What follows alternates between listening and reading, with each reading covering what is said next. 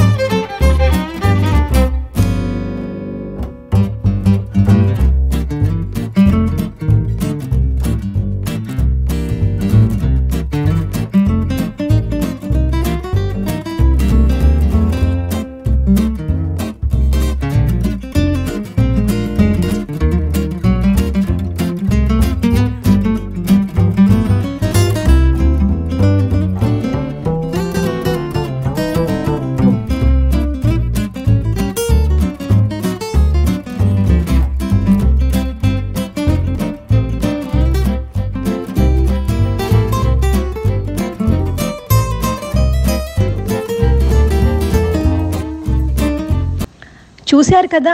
Cake ఎంత బాగుందో! మీకు హెల్తీగా కేక్ కావాలంటే కమెంట్ చేయండి.